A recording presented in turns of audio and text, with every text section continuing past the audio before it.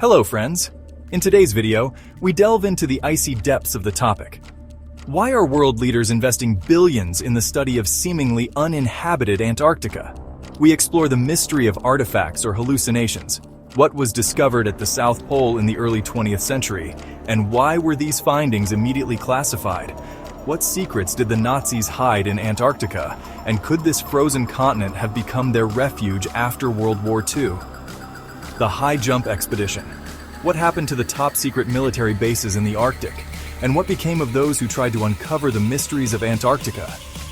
Learn about the world's strategic reserves hidden beneath the ice. What exactly is stored in Antarctica? And why did Richard Byrd bring straitjackets on his expedition?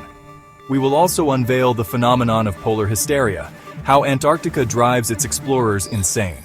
Additionally, find out what could happen if ancient spells found by members of the Cousteau team on the icy continent were repeated. In 1947, the U.S. government sent the largest military expedition in history to the shores of Antarctica. With 4,700 participants, 13 military ships, including an icebreaker, a submarine, an aircraft carrier, and 2 destroyers, they headed for the South Pole. Antarctica is almost like outer space, and countries fiercely competed for the right to explore it first. The official goal of the expedition, named High Jump, was to conduct military maneuvers in polar conditions in case of escalating tensions with the USSR. By that time, the Cold War was already intensifying. The unofficial goal was to locate a Nazi Germany military base that, according to intelligence, the Germans had built in Antarctica decades before these events. Rear Admiral Richard Byrd was appointed as the leader of the expedition. At that time, Byrd was already a well-known figure, having flown over the North and South Poles. He came from an aristocratic family and had connections with Henry Ford, who was also one of the sponsors of his expedition. The Americans planned to stay in Antarctica for 6 months, but after just 3 weeks, they turned back. The decorated veteran Byrd reported to his superiors about thousands of glowing discs emerging from beneath the ice and attacking ships. All his journals and personal diaries were immediately confiscated and classified. Byrd himself was placed in a psychiatric hospital, where he spent the rest of his days. This move was aimed at undermining trust in his words and theories. If he spoke publicly, it could be dismissed as the ramblings of a madman and therefore ignored. What terrified this combat officer so much? Why did Antarctica refuse to let American forces in? And what did the massive expedition discover in the ice? The high jump expedition involved numerous journalists. However, after their sudden return home, they all remained silent. The exception was a reporter from a small Chilean newspaper, who quoted Byrd as allegedly saying before being placed in the psychiatric clinic, "The United States must take effective measures to protect against hostile objects coming from polar regions. I do not want to scare anyone, but in the event of a new war, we will be attacked by aircraft that can move from one pole to another at incredible speeds." This article went unnoticed. Just a few months later, in May 1947, reports of unidentified flying objects began to emerge in the U.S. Admiral Byrd received information about current events via radio while in the psychiatric clinic.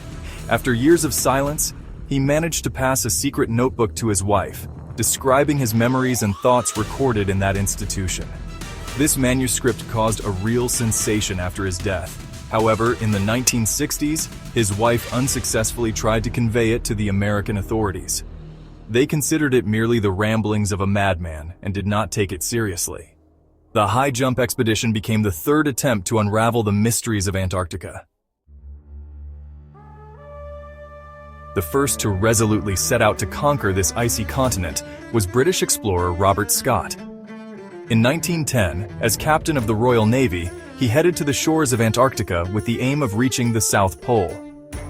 Scott understood that this was his sure chance to enter the history of geographical discoveries, since by the beginning of the 20th century, Antarctica remained a blank spot on the world map. In the first third of the 20th century, very little was known about the continent. Its outlines remained uncharted, and it was still uncertain whether it was a single landmass or a chain of islands. In January 1911, Scott's team, consisting of 65 people, the the largest at that time for polar expeditions, landed on the icy shore of Antarctica. They immediately began building a wooden hut for wintering. Scott brought motorized sleds, Siberian horses, and sled dogs. Most of the team members were experienced explorers, and it can be confidently said that they were well prepared for the harsh conditions, knowing what lay ahead. Meanwhile, several hundred kilometers away, Norwegian traveler Roald Amundsen, nicknamed Napoleon of the polar regions, set up his camp. Amundsen's expedition was primarily sport-oriented.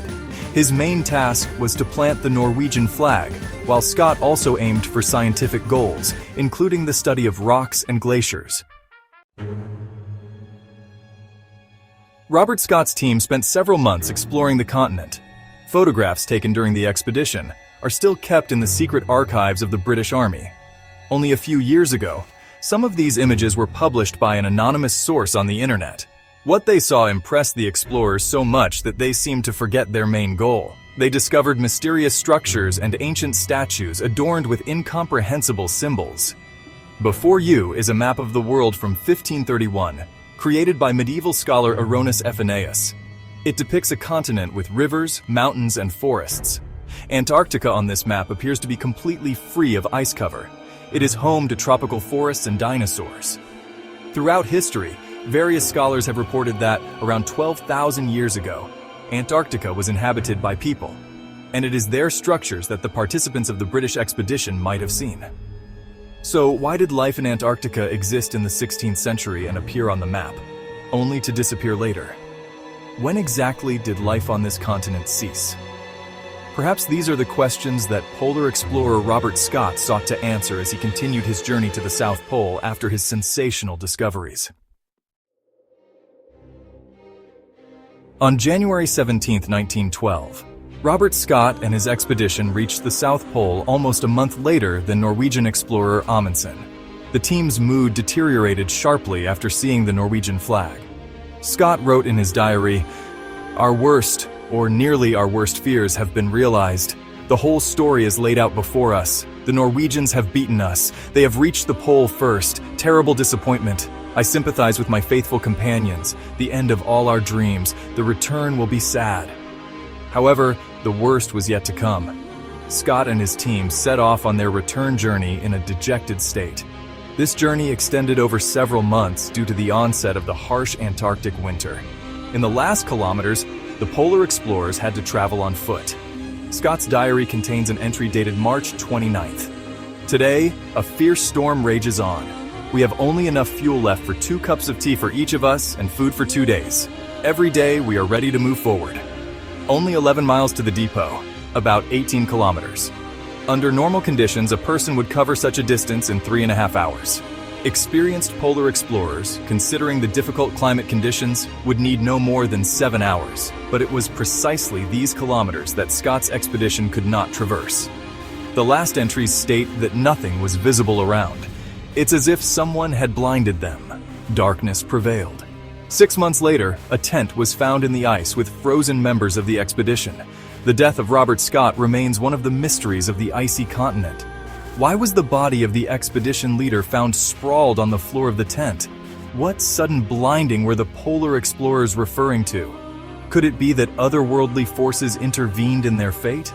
Believing that experienced polar explorers died from hypothermia just 18 kilometers from the base seems easier from a mystical perspective than accepting the version of simple frostbite. Forensic examination showed that this occurred within a few hours. Such conditions cannot lead to death in such a short time. Despite the obvious inconsistencies, the official cause of Scott's death is still considered to be frostbite. Many of these details remain classified and inaccessible to the general public, even to researchers. However, should we consider the possible connection between Robert Scott's death and the mental disorders of American Richard Byrd? Is it possible that both explorers fell victim to the same forces that have protected Antarctica from external threats for centuries? At first glance, the lifeless Antarctic ice is constantly in motion. The contours of the icy continent change with each season. The average thickness of the ice in Antarctica is 2 kilometers, while the maximum exceeds 5 kilometers. This is indeed a colossal ice mass. The area of the continent is 14 million square kilometers. In some places, mountain ranges and cliffs peek through the snow cover. The continent has volcanoes, underground lakes, and rivers that sometimes surface during the warm season.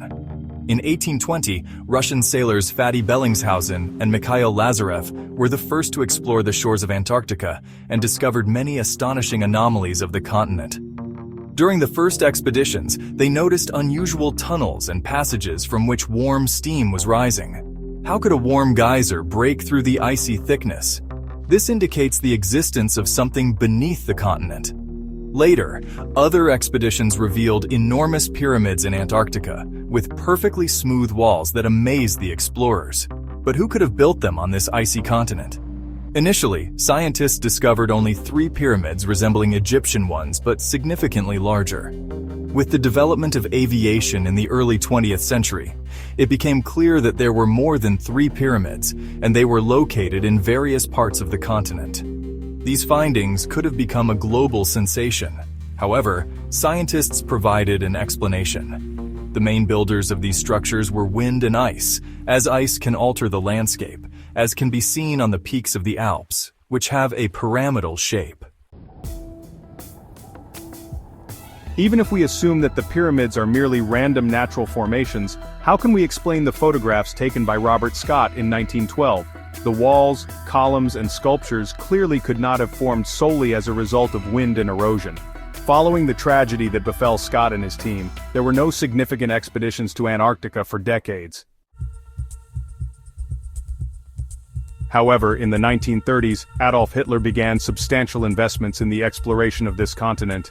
In 1938, on the eve of the war, Nazi Germany, led by Alfred Ritzel, organized a major expedition to East Antarctica.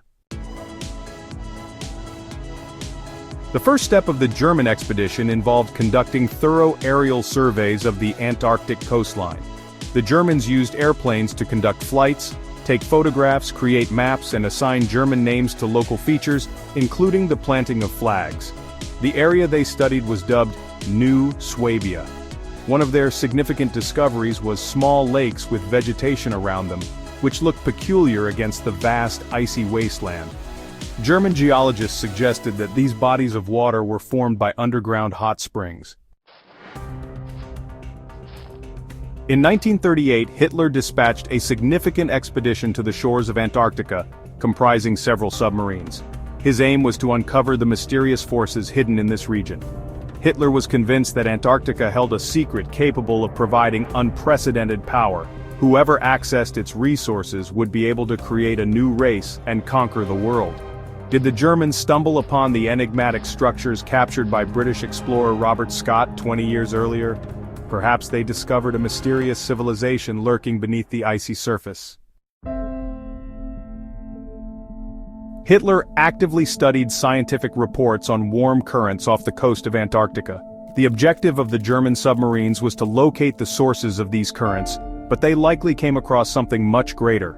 The submarines were dispatched to find indigenous settlements and cities with remnants of ancient civilizations to exploit these locations for their own purposes. Indeed, German submarines witnessed the uncovering of forgotten underground passages and routes to ancient lakes subsequently referred to as the Dead Cities. Shortly after the initial expedition to this sixth continent, a series of fully equipped German submarines, known as the Hitler Convoy, followed. Hitler had already claimed rights to this land, which he named New Swabia. This territory was intended to serve as a base for the creation of a new ideal race.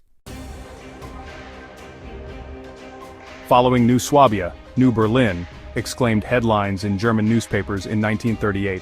Officially, the Nazis announced their intention to harvest whale oil off the coast of Antarctica for the military.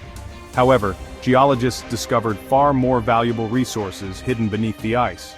Hitler understood that Antarctica harbored enormous deposits of minerals, particularly uranium. In strict secrecy, the Nazis transported tons of construction materials, munitions, and equipment to build a military base. There are accounts of a Base 211 being established in Antarctica, which housed a significant population. It was a military base equipped with submarines and military technology, becoming a well-fortified stronghold. Here's an excerpt from the diary of Karl Donitz, the commander of the Kriegsmarine. "My submariners have found a true paradise on Earth. The German submarine fleet takes pride in having built an impregnable fortress for the Führer at the other end of the world." But why did Hitler need such a stronghold amidst the desolate ice? According to one theory, he sought a refuge in the event of Germany's defeat in the war. This place was meant to serve as a safe haven for a select group of people, leaders and high-ranking officials, who could be evacuated there if necessary. Nonetheless, many researchers believe that the Führer dreamed of more than just a bunker. Perhaps the Nazis were the first to discover uranium and other treasures hidden beneath the continent. Although much of the territory is covered in ice, some areas of the land are exposed where mineral resources may lie. It is possible that the Nazis intended to create a new ideal city in the icy depths of Antarctica, which would serve as the future Reich, a sort of new Berlin. There was a theory that after World War II some Nazis fled to Antarctica and founded a new state, continuing their scientific experiments and advancing technologies. To populate this new city, hundreds of young people from the ranks of the Hitler Youth were transported to Antarctica via submarines. These boys, whose ideal Aryan lineage was supposed to form the foundation of a new race, became an integral part of the Führer's plan. Hitler established the Hitler Youth Organization back in 1926, admitting boys aged 10 to 18 with impeccable health records, perfect vision and hearing, and no physical defects. Before the outbreak of World War II, the new Aryans were sent to Secret Base 211. Hitler envisioned creating a new city based on cutting-edge technologies, populated by a perfect race capable of morally and physically transforming the entire world. In this underwater base, hidden from the rest of the world, the Nazis could conduct experiments on humans without repercussions. To facilitate this, prisoners of war were brought in by submarines. The submarines were filled with a secret cargo, people who were masked during unloading on Antarctic territory. This was due to surgical interventions, as these individuals represented those whom Hitler dreamed of spreading across Antarctica in the future. There were speculations that the new Berlin the Nazis were building was based on an ancient city in Antarctica. While Hitler continued his bloody campaign in Europe, scientists from his occult organization, Ahnenerbe, tried to decipher ancient runes found in ruins in Antarctica. They hoped that through magic, they could achieve victory. Ahnenerbe researchers uncovered dark and ominous spells that the Nazis intended to use for their aggressive goals. Ahnenerbe not only studied the mysterious inscriptions on Antarctic monuments, but also attempted to recreate the incantations. Their esoteric research received full support from Hitler, who was obsessed with the occult. Could these fascist researchers have unleashed ancient black magic? What consequences did their scientific experiments lead to? What threat did Base 211 pose to the world, and does it still exist today? There are accounts of a Base 211 being established in Antarctica, which housed a significant population. They successfully developed flying vehicles capable of reaching the moon and other unique technologies. It was said that the population of the hidden underground city reached 2 million people, and they had all the necessary resources, including new methods of energy generation, ensuring the city's warmth, sustenance, and everything else needed for life. What happened to the civilization of the German Aryans remains another mystery of Antarctica. They may still be hiding in the ice. However, many experts believe that by the time the Nazis began uttering ancient incantations, their fate was already sealed. They could have disappeared as suddenly as the ancient civilizations of Antarctica, either as a result of some cataclysm or a magical ritual. 10 years after the first Nazi expedition to Antarctica, the Americans set out for the continent. Under the guise of military exercises, Rear Admiral Richard Byrd received a secret mission to discover the best achievements of the Germans. The American forces aimed to follow Hitler's trail to seize Antarctica as a strategic location for building their own bunker, especially since Hitler had already prepared all the necessary conditions. The appointment of Richard Byrd as the head of the expedition was likely not coincidental. He hailed from one of the most affluent families in the United States and had extensive connections, including ties to Freemasons. Byrd recognized that in the aftermath of World War II, the United States was uniquely positioned to achieve global dominance. With the Soviet Union and Europe significantly weakened by the conflict, coupled with the defeat of Nazi Germany, the US had a remarkable opportunity to assert its influence on the world stage. Antarctica could serve as the last refuge for Hitler and his supporters, and Byrd hoped to seize their secret city. However, his plans were not meant to be realized. Byrd encountered a multitude of inexplicable phenomena. There is a hypothesis that on the icy continent he encountered a civilization whose level of development exceeded that of Earth. If representatives of this civilization had decided to attack the United States or any other country, they could have swiftly achieved victory. Information about Byrd's encounter with this secret race was classified for many years, and only 40 years after his death did his widow manage to publish his diary, which detailed his meetings with the subglacial colony. These were not the Germans sent by Hitler. Military reports described Aryan soldiers in shining armor and combat flying saucers. However, evidence of this technology was not presented. The reports indicate that the team encountered something terrifying, something that could not be explained in ordinary terms. Panic among the team members undermined their morale and physical spirit. Upon returning home, Byrd claimed that he urgently needed to inform the President of the United States. The inhabitants of Antarctica were aware of America's nuclear experiments and demanded their cessation. They asked him to convey this message to the authorities to halt these developments, believing that nuclear weapons could harm not only humanity, but their civilization as well. The first nuclear bomb test took place just 2 years before Byrd's expedition, in August 1945, when the deadly charges were dropped on the Japanese cities of Hiroshima and Nagasaki. As a result, tens of thousands of lives were lost, leaving behind miles of scorched buildings and radiation-contaminated areas, which led to a rise in cancer cases and genetic mutations. After this bombing, it became evident that nuclear weapons could annihilate all of humanity. This may be why the mysterious Antarctic inhabitants warned Byrd against using it. There are theories that the mysterious inhabitants of Antarctica were deeply concerned about nuclear weapons, because Nazi scientists tested their nuclear bombs as early as 1939 at Secret Base 211 in Antarctica. Remaining isolated and unwilling to share their technologies with others, perhaps it was these tests that threatened the existence of a new race, prompting them to rush to warn humanity of the impending danger. Immediately upon returning from the expedition, Admiral Byrd was placed in a psychiatric hospital.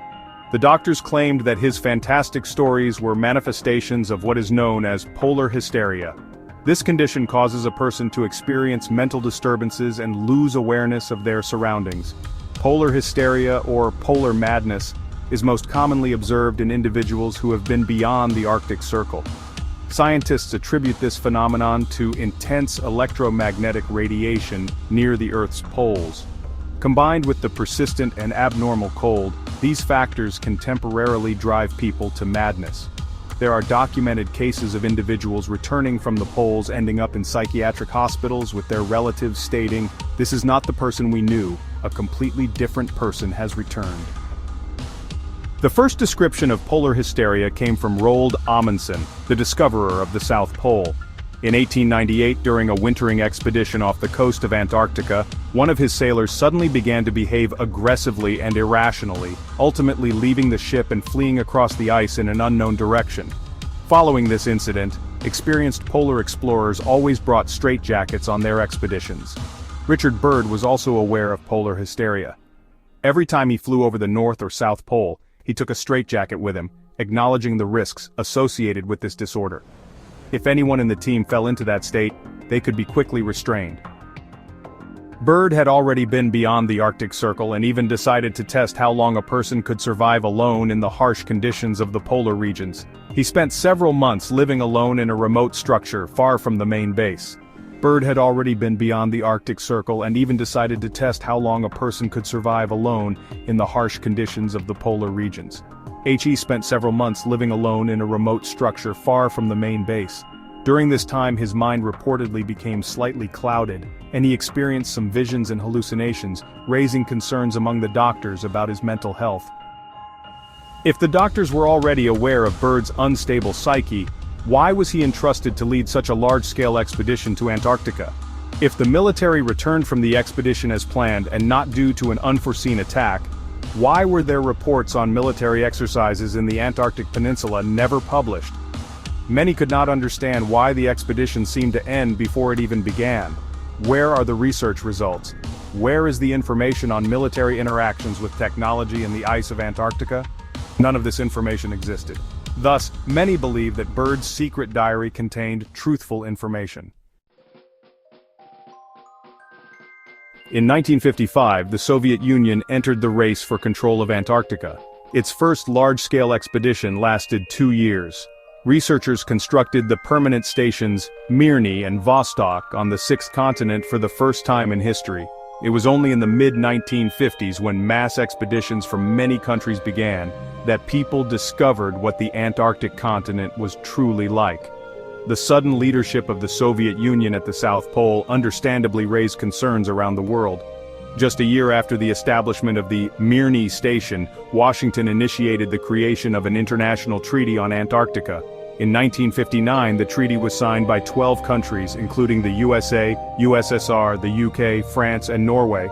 Today, the treaty involves 57 countries. According to this international treaty, military operations and the disposal of nuclear waste are prohibited in Antarctica. There was also an important addition regarding the freezing of territorial claims. The Antarctic Treaty required scientists from the participating countries to share their discoveries made on the icy continent. It seemed that the mysteries of Antarctica would soon be unveiled. Any country that signed the treaty could freely conduct scientific research and exchange data. In the 1970s, Jacques-Yves Cousteau explored Antarctica for a rumored Nazi base but found nothing remarkable. A strong glow began to emanate from the subglacial lake. Underwater detectors registered an alarming level of heavy metals. More than 50 years have passed since Cousteau's expedition, yet, like the discoveries of Robert Scott and Richard Byrd, his findings remain unspoken by scientists. Nonetheless, researchers worldwide agree that Antarctica is a strategic reserve for humanity. It contains hundreds of trillions of cubic meters of natural gas, oil reserves greater than those of the entire Middle East, as well as gold, zinc, nickel, and uranium. Antarctica resembles a gigantic freezer, concentrated with the resources necessary for human survival. However, the less obvious wealth of Antarctica also includes deposits of meteorites.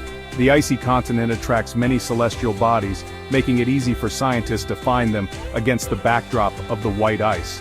90% of the world's meteorite collection has been gathered in Antarctica, as this vast area regularly receives meteorite impacts. In 1996, the esteemed scientific journal published a sensational article in which American scientists announced the discovery of signs of life on Mars, pointing to organic residues found in a meteorite discovered in Antarctica. Antarctica could be considered our portal for communication with outer space.